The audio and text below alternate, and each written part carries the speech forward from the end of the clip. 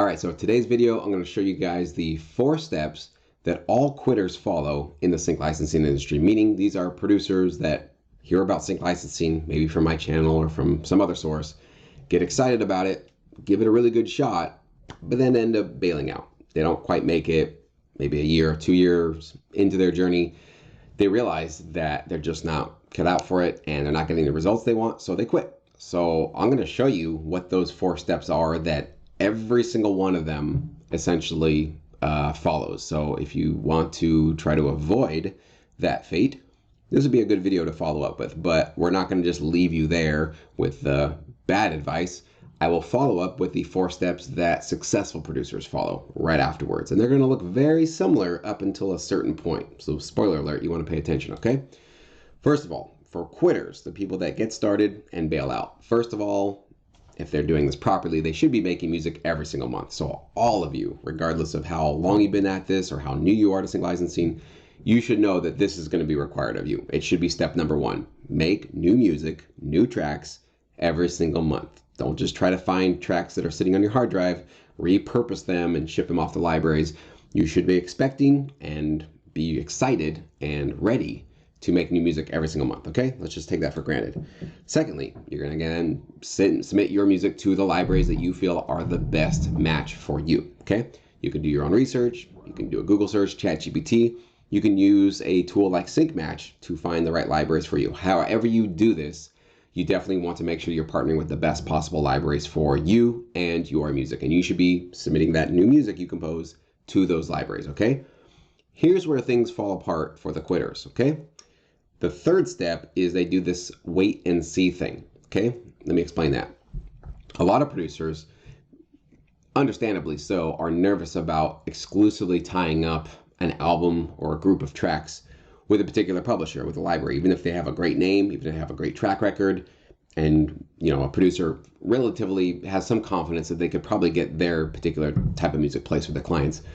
There's still some hesitancy and some scary part of that they are going to now exclusively tie up your tracks for a set period of time, and they may or may not get you placements.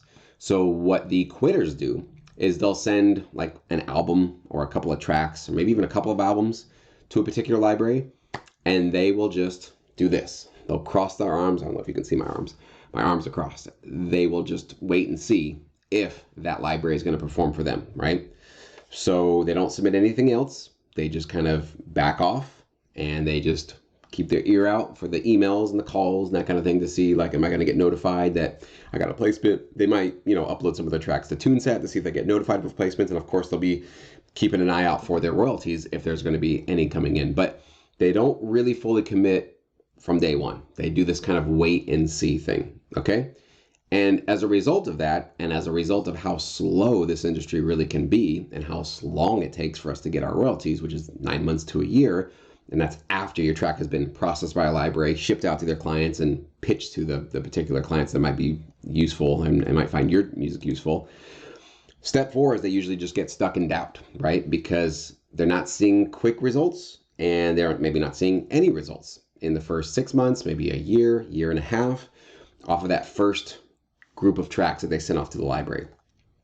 So being stuck in doubt is where a lot of producers end up spending more and more of their time in their careers, and then they realize this isn't fun anymore. I'm not getting any results. I don't have trust or faith in the libraries that I've sent my music to, and now they're tied up with them and they haven't gotten me any placements.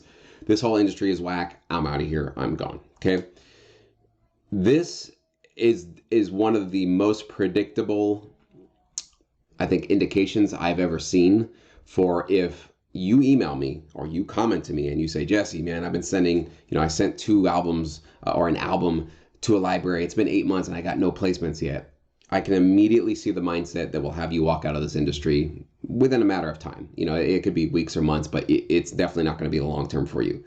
It's just something I've seen too many times to ignore anymore. Now I'm going to show you on the flip side what the successful producers do and what their mindset looks like. And this isn't me just coming up with this. This is coming from my own personal experience of what allowed me to now earn, I've crossed over 10,000 placements in my career but also the most recent full-timers that I've interviewed, Stephen McDonald and Anthony Crawford. I'll link their interviews below if you missed those. You'll find, spoiler alert, if you watch those interviews, that they follow this next series of 4 steps for their career, okay? And you'll notice the difference here very quickly, okay? So here's what full-timers do. Here's what the successful producers are doing in our business. Same as the quitters. They're making music every single month, right? That's granted. We got to do that. Same as the quitters. They're submitting to their library partners, to the ones that they feel are the best fit for them. Here's where things obviously change. They forget about the music that they just sent off, shipped off, dropped off at the library partners that they trust, okay? Anthony Crawford basically said this verbatim. He just forgets about it. I think Stephen McDonald said something similar, that he doesn't really get too wrapped up and worried about whether or not the last set of tracks he sent off to his publisher partner is going to get placed and how many and where and all that kind of stuff. It's basically you compose, you write, partner with the right company, hand it off, wipe your hands, and just say, you know what, you guys are professionals. I trust you. I want to keep working with you. And I'm going to trust that you guys are going to do whatever you need to do to get it distributed, get it out there and start pitching it. And I'm going to basically try to put that out of my mind that I even just did that music. I put forget in quotes because you want to make sure that your tracks do get registered to you. You don't want to completely just be blindsided and like, I hope everything works out. Do some due diligence, double check, make sure that you're showing up as the writer if you're the only writer, right? Make sure your tracks do get released with the library that you're working with, right? You need to kind of double check on things after a month or two to see if things are really actually moving forward with your library. But I mean mentally, don't get wrapped up on, okay, I've got an album with this library. I wonder when they're going to get it placed, and I wonder where they're going to get placed, and are they pitching it more aggressively enough, and et cetera, et cetera, et cetera. Spending time wrapping yourself up in the expectations and tying yourself to an outcome of going, I need to see results for me to keep working with this library. That's not what full-timers are doing. Full-timers are just forgetting about it. And what they do instead for step 4, rather than get lost and wrapped up in doubt, is they're just thinking, what's next? What do I move on to next? It's literally a project done, checklist gone, out. This is off of my list. What's next in the queue, right? Maybe that means asking that library, hey, what do you guys need next? Do you want more of what I just gave you? Something new, a new type of music, a new genre? What do you have coming up? You take it upon yourself, initiate the conversation, and ask them how can you be more productive. If you're working with 2 or 4 different libraries, you can have this conversation sequentially and keep them each fed one at a time or in a variety of ways, whatever works for your workflow and what their needs are, right? The reason why this is how people turn this into full-time income, the reason why these are the simple 4 steps that actually work, if you compare these 2 approaches, one that's basically putting, let's say, 12 tracks into a catalog, sitting back, waiting 6 months, a year, not giving them more, not building a relationship, not opening the door for a fruitful relationship, but just kind of sitting back in judgment and going like, well, I gave you a little bit. Let's see what you do for me. That's one producer. The other producer is like, here you go, 12. Now what? Another 12? Cool. Here's next 12. Now what? You want 4 for that album? Great. You want 4 for this other album? Great. You got this, got this, you got this, got this. Cool. What's next, boss?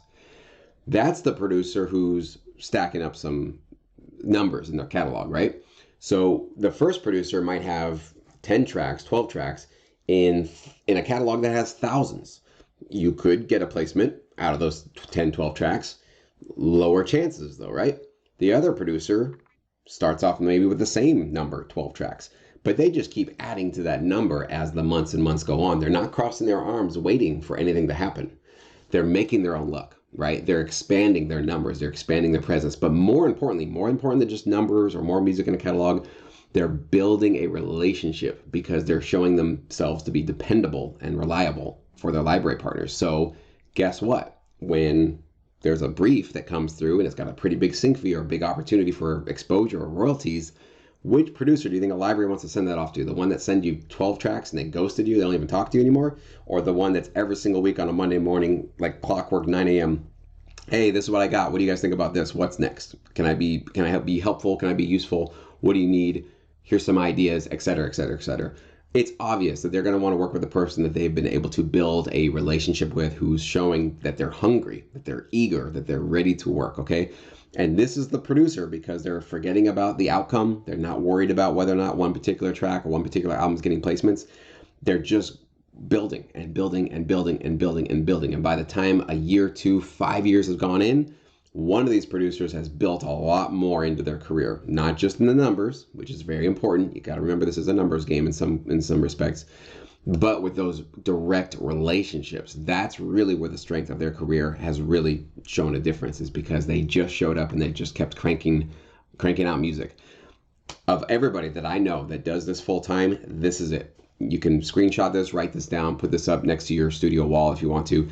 This is the truncated, shortened, smallest, most elegant way I can give you the philosophy for how to turn sync licensing, working with production music libraries, into full-time income. If you have any questions about this, you disagree with this, you see things differently, comment below. I'd love to hear from you.